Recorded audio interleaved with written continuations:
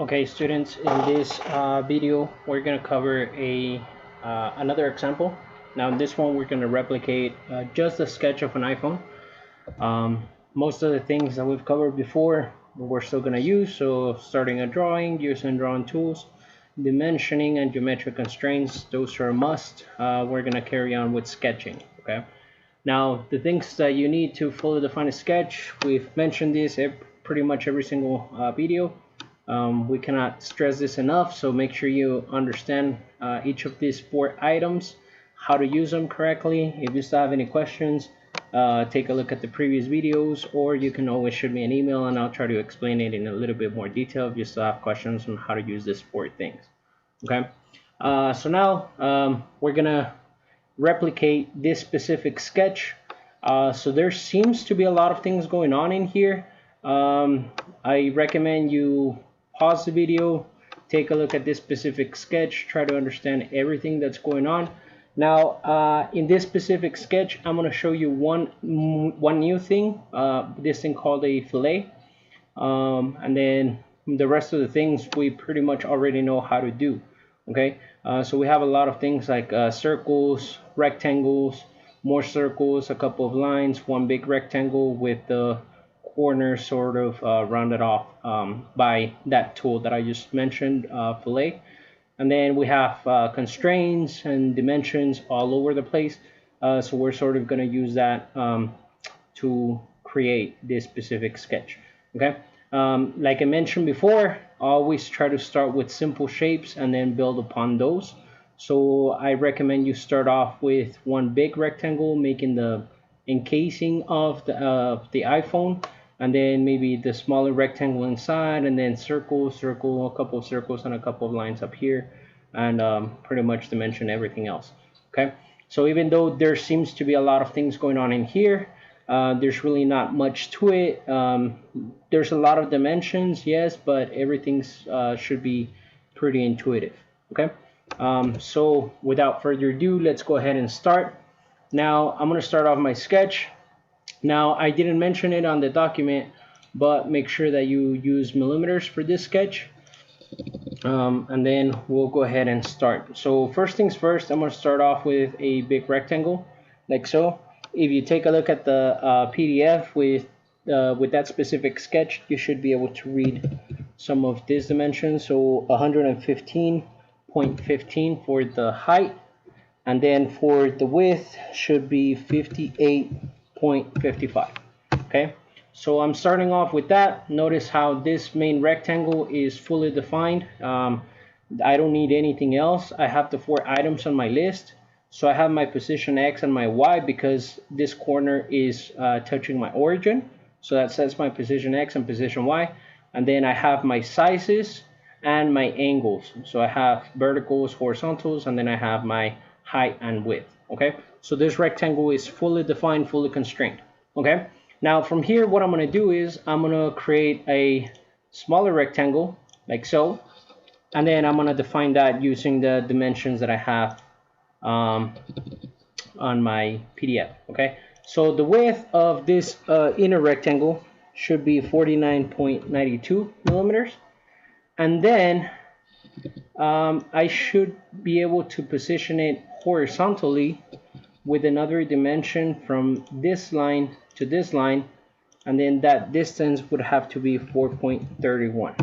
Okay, so that sets my X position. Okay, now for my height, I have a height of let's see, 74.88.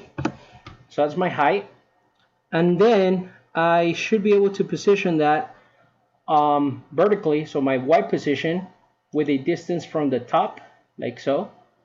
Okay, and then that distance right there should be 20.13. 20.13. There we go.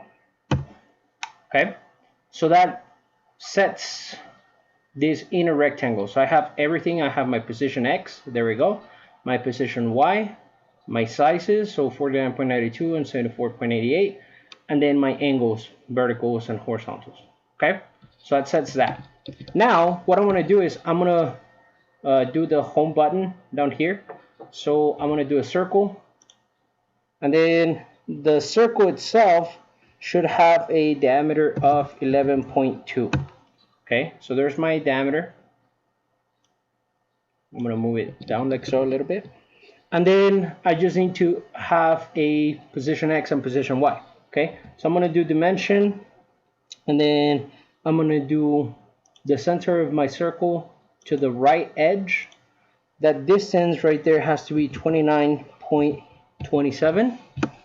Okay, and I just need to do a Y position. Okay, so I'm gonna do that center of that circle to the top.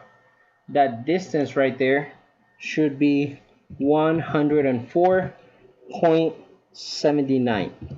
Okay, and that's gonna set my circle. Okay, so again, position X, position Y, and size. I don't need an angle because the circle this way is the same as the circle any other orientation, right?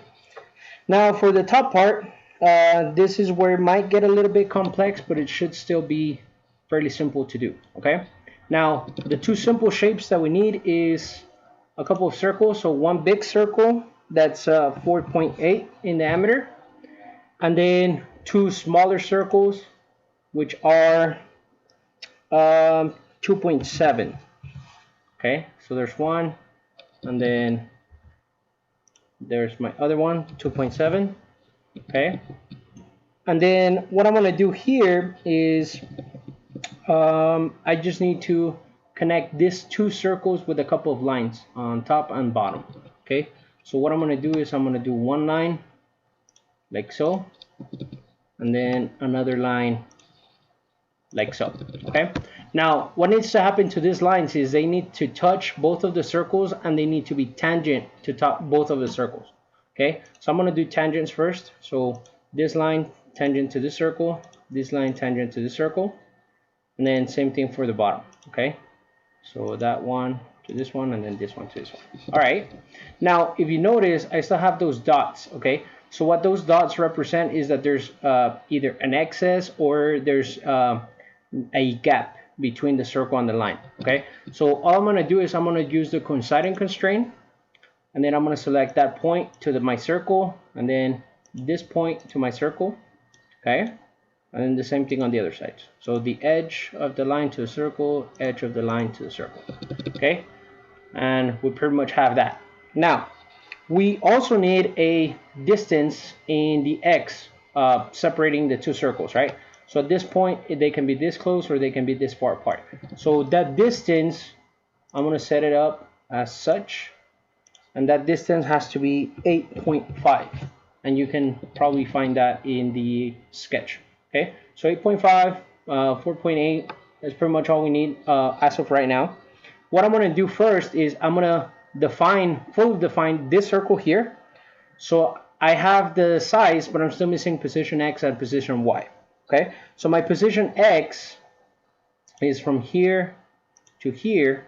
Okay, and this distance is gonna be 19.27. All right, and then I'm missing my position Y, so it's from this point to this edge right here, and then that position Y is gonna be 10.35. Okay, and now what I also need to do is I need to make sure that this point and this point are aligned. So there's a couple of ways I can do that. The easiest one is I can just define that y-axis as well, and then make sure that's 10.35. Okay, and then what I also need is I need to position this horizontally. Okay, so that's my position Y. I'm still missing my position X for this part of my sketch. Okay, so what I'm going to do is I'm going to do this point here to this edge, and then that distance is going to have to be 25.022.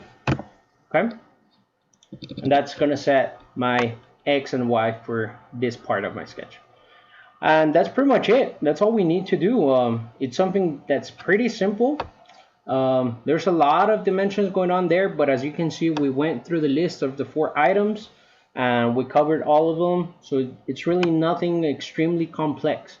Okay, now the only thing left to do is we just need to round off the corners to make it look like an iPhone. Okay, so what I'm going to do is I'm going to look for this thing called a fillet, and then all I need to do is either select the corner or select the two edges that make up the corner.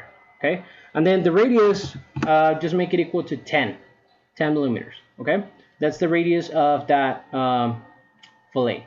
Okay, now what you can also do is you can do fillet and then select all 4 or 3 corners or whatever at once, and then when you input the number, so the 10, and then you hit enter, it's going to input a 10 radius for all of the fillets. Okay, so as you can see, that's 10, and then the one up here is also 10. Okay, so again, a little bit easier to do, a little bit faster to work on. Okay, and then if you wanted to take a look at a cleaner version of the sketch, all you need to do is hit finish the sketch, and then that should hide away most of the things going on in the sketch itself. Okay, and then I recommend you save this. So in my case, I already have it saved. I saved it as iPhone. Just make sure you save your work. Okay, we might use this sketch later on to actually build an iPhone in 3D. Just make sure you keep that in mind. Okay, just have that ready, and at this point, that's gonna be it for this example. Okay.